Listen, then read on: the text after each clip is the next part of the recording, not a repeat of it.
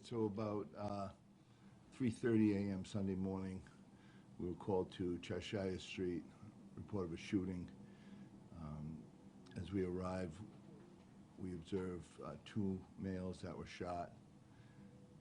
They were both transported to Royal Hospital by rescue, and where they both passed away a short time after.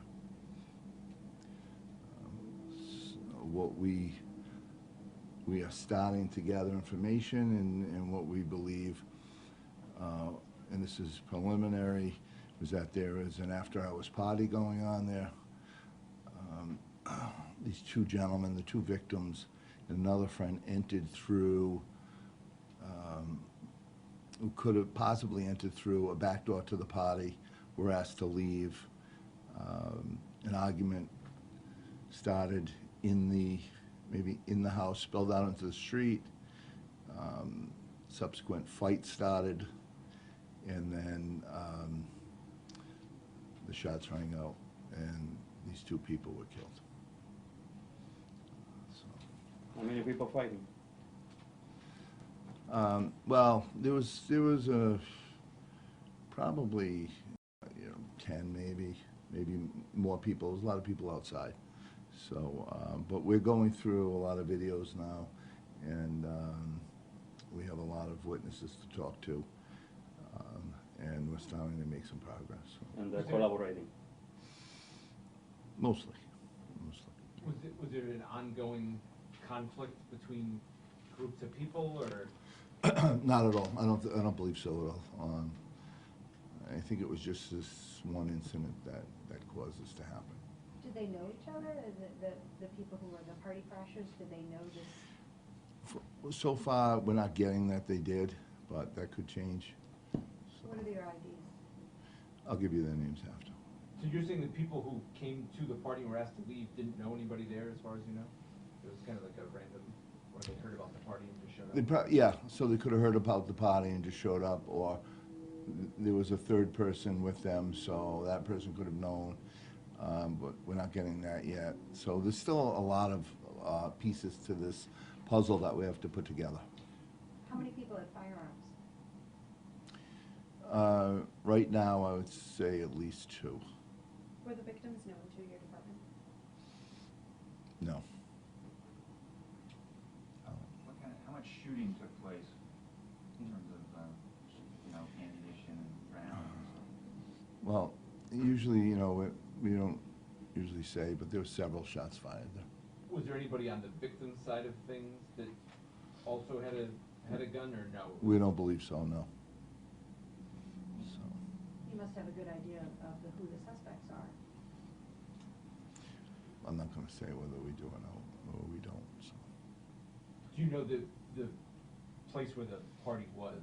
Was there anything to that, or was there anything illegal about what was happening there in terms of a party, or? Yeah, so that's another thing we're looking into, to see if it was just an after-hour social party, or if they were charging to get in, and it was what we would call a sip joint. There's a possibility of that? Yes, could be. Do you know the ages of the victims at the top of your head? I believe 29 and 24. There you go. And city residents?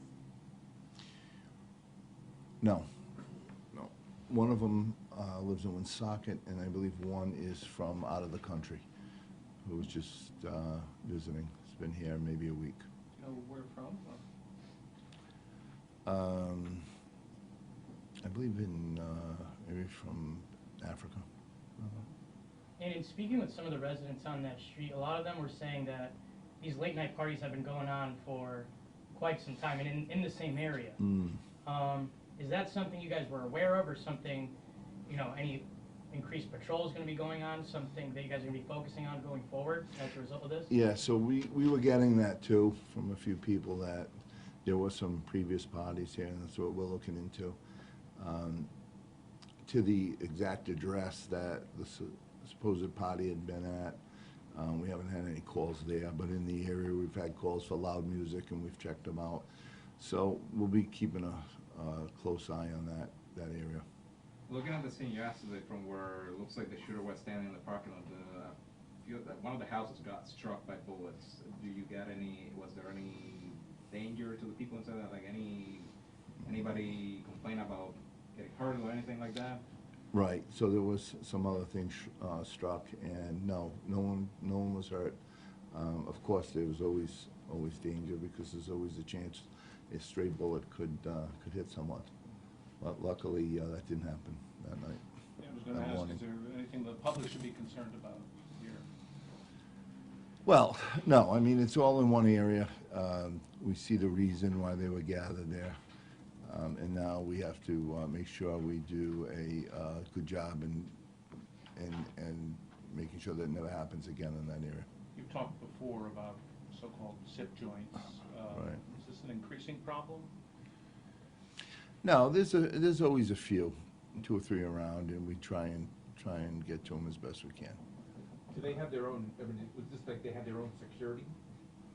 In terms of, was that kind of like organized operation, or no, was it just? No, it's, like broke no, out? there were houses, like little, No, I just didn't like know if they condos, had people apartments. who like, were armed to keep people out who they didn't. No, I don't think they, I don't know, Yeah. but I'm sure they didn't have armed security there. No, it wasn't that big of an professional. operation, yeah.